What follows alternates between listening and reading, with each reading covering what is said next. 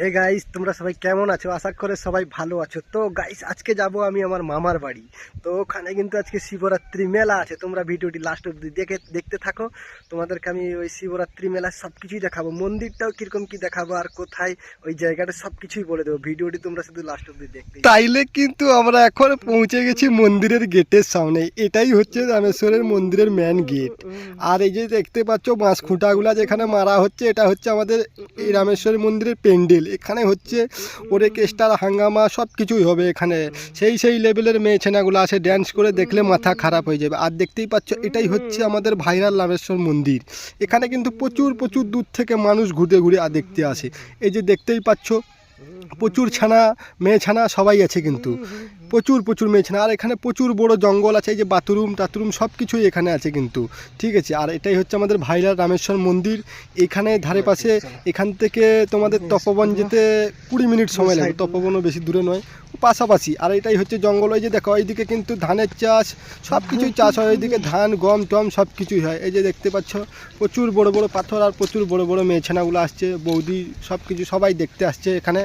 এই যে দেখতে পাচ্ছ এটাই হচ্ছে রামেশ্বরের জঙ্গল, সব থেকে বড় জঙ্গল। এখানে কিন্তু প্রচুর হাতি টাতি চাষ হয়, প্রচুর হাতি চাষ হয় এখানে হাতি সেই লেভেলের হাতি থাকে। আজ যে দেখছো গার্লফ্রেন্ড বয়ফ্রেন্ড এরা কথা বলছে। আজকে তোমাদেরকে কিন্তু আমি সব কিছুই দেখাবো এই মন্দিরটি। আজকে কিন্তু অনুষ্ঠান এখনও শুরু হয়নি, কারণ আজকে সব প্যান্ডেল শুরু হচ্ছে। কাল থেকে কিন্তু পুজো স্টার্ট হয়ে যাবে। আর বেশি দেরি করতে দেখি ঠাকুমা সারো একটু, ঠাকুমার সামনে চলে আসছে। এই যে দেখো এটাই হচ্ছে রামেশ্বরের সেই সিঁড়িপাত। এই দেখো এখানে কিন্তু প্রচুর হাতি ঘোড়া দিয়েছে সবাই। এটাই হচ্ছে সেই সিঁড়িপাত। এখানে যদি কোনো মেয়েকে নিয়ে উঠো তো যাই চাইবে মন থেকে তাই পাবে। এই দেখো আমি কিন্তু নামছি, আমার তো মেয়েটে নেই কেউ, আমি আমার এমনি নামছি। এই যে দেখো এটাই হচ্ছে রামেশ্বরের সেই স্কুল। মানে এটা প্রচুর মেয়ে ছেনা আর ছেলে পড়াশোনা করতে আসে এখানে প্রচুর মেয়ে ছেনা পড়াশোনা করতে আসে।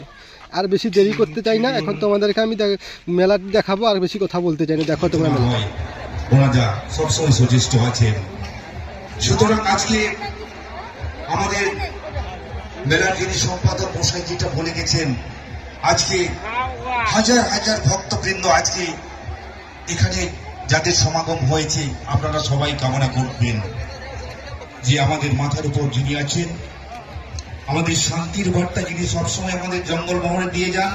শুধু জঙ্গলমহল কেন, সমগ্র পশ্চিমবঙ্গ জুড়ে যার সাম্রাজ্য, যিনি শান্তির বাণী চারিদিকে ছড়িয়ে দেওয়ার জন্য অদম্য প্রয়াস চালিয়ে যাচ্ছেন, সেই দিদিকে আমরা আশীর্বাদ করব। এবং মহাদেবের চরণে এটাই আমাদের কাঙ্ক্ষিত অভিলাষ থাকবে যে দিদি যেমন আমাদের সঙ্গে যেমন থাকেন, এবং উনি যে বার্তা দেবেন সেই বার্তা যাতে সুফল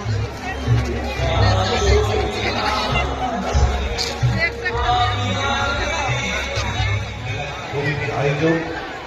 সত্যি একটা মেলা আয়োজন করতে করতে যে পরিশ্রম এবং যে ডেডিকেশন বিভাগের মধ্যে আছে, কিন্তু যে ভাবো এটা কিন্তু কোনো পরিশ্রম নয়।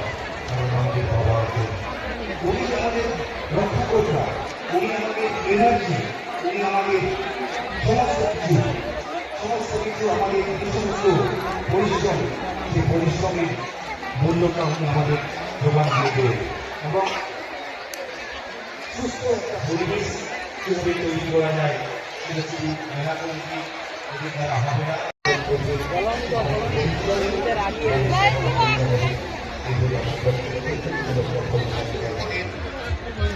যারা অভিভাবক, সেই অভিভাবকদের উপর কিন্তু দায়িত্বটা বর্তায়। কারণ আপনার বাড়ির ছেলেমেয়েরা কোথায় যাচ্ছে, কোথায় কি করছে সেটা দেখার দায়িত্ব কিন্তু অভিভাবককে। হয়তো ওরা স্কুলে কলেজে পড়াশোনা করছে। আমরা বর্তমান দিকে আমরা যেটা দেখছি যে আমরা ডিজিটাল যুগে চলে এসেছি, কিন্তু ডিজিটাল যুগে চলে এসে যদি আমরা একটা বিরাট লম্পঝম্প আরম্ভ করে দিই,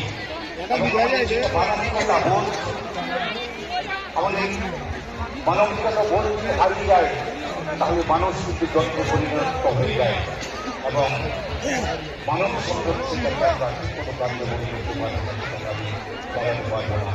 সুতরাং আজকে বাবার চরণ সবাই আমরা প্রার্থনা করব, বাবা আমাদের শান্তিতে রাখো। কারণ গাইস, ভিডিওটি ছিল এই পর্যন্ত। ভিডিওটি যদি ভালো লেগে থাকে আপনারা একটা ভিডিওটিকে লাইক করবে, আর চ্যানেলটিকে একটা সাবস্ক্রাইব করবে। আর একটা শেয়ার করে দিয়ে পারলে। ঠিক আছে, tata bye bye, next video আবার দেখা হবে।